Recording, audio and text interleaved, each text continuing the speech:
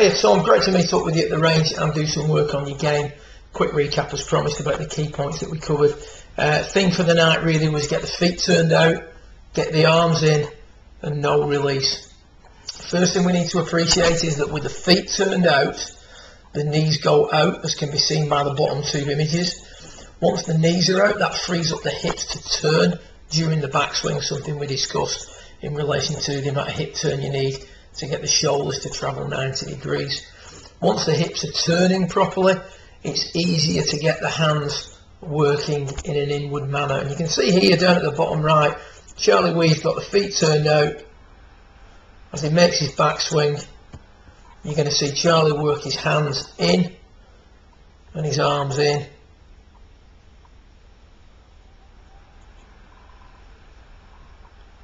If you want to see someone do that to the extreme, go take a look at Ricky Fowler.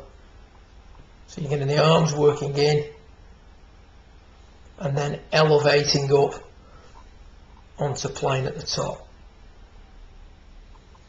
You can see as he's done that, that right hip is working up and back.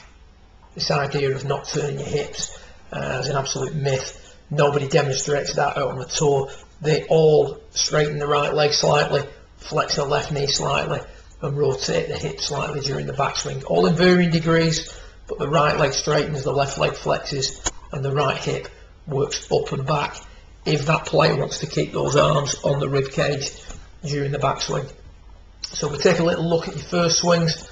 Obviously feet turned in, ball's a little bit too far back. Remember what we said, when the ball's back, you're hitting down but you're also hitting out, which is conducive to big pushes and big hooks. So if you were to move that ball forward a couple of balls, 2 balls in from the left shoulder, you'd still have enough downward angle of attack to strike the ball properly, but would be hitting out less excessively. So feet out, ball forward was the setup changes.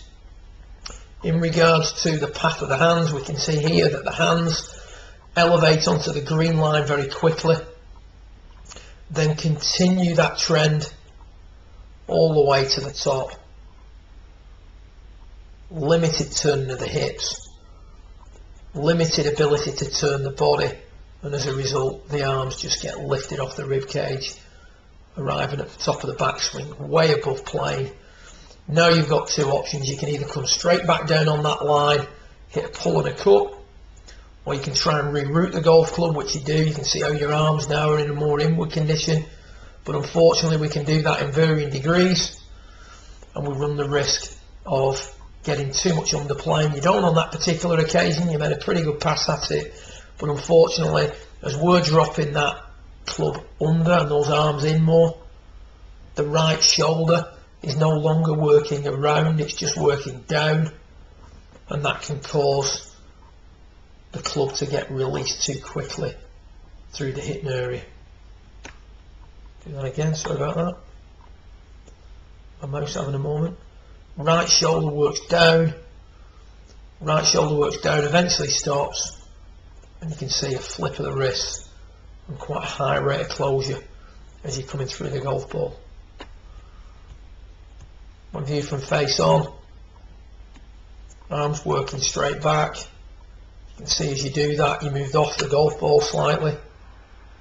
Anybody who keeps the club in a straight line will tend to get the axis of the shoulder turn drifting off the golf ball, which again can cause you to hit the ground behind the ball. Even though it's a long swing, the shoulders have only actually turned about 70 degrees. It's actually the arms lifting off the rib cage that completes the turn for you, or completes the swing for you. Now from the right shoulder drops down, right shoulder way too low at P6. When it stops working down and around at the same rate, the club head gets thrown at the golf ball, so the overtaking rate through impact is too great. Towards the end of your session, what we're starting to see now is a hand path that's substantially more inwards during the early part of your swing.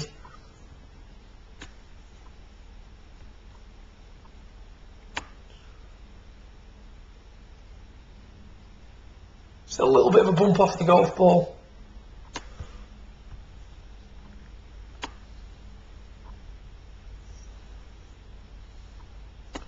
Not a great deal of change when viewed from face on at this stage. Big difference, however, when viewed from down the line. Just going to sing these swings up now for you. Ignore Charlie at the bottom right.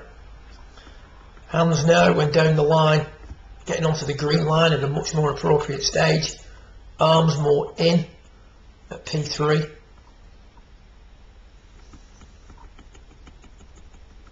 Nowhere near as much out in front of you at the top there as you're approaching P4.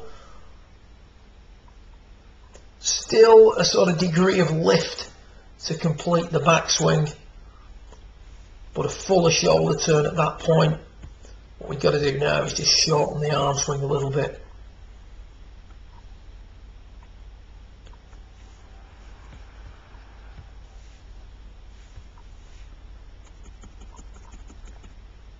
Sync these back up.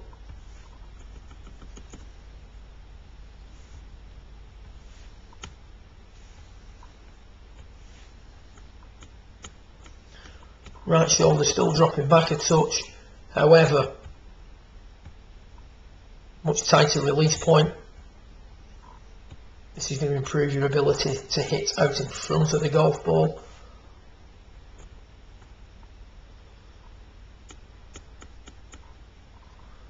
A handle location that's a touch further forward. Not hitting out at the golf ball quite as much.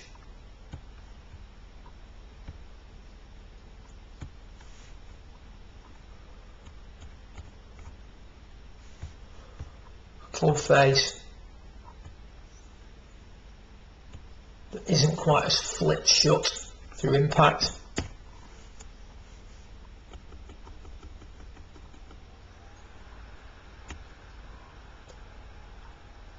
And a slightly better move through the ball from both down the line and face on. Particularly from down the line, big difference in the follow through position down the line. So key thoughts for you were arms in, feet out, no release. They're the feels to take to the golf course and the range with you when you're working on your game. Get the feet turned out so there's less of a need for that left foot to spin out also through impact. As I said, with the feet turned out, it makes it much easier to get the arms in at P3, which will get you in a much better position at P4, which will then require far less compensation during the time and space of the downswing. Good luck with it, and I look forward to working with you again in a few weeks' time. Well done.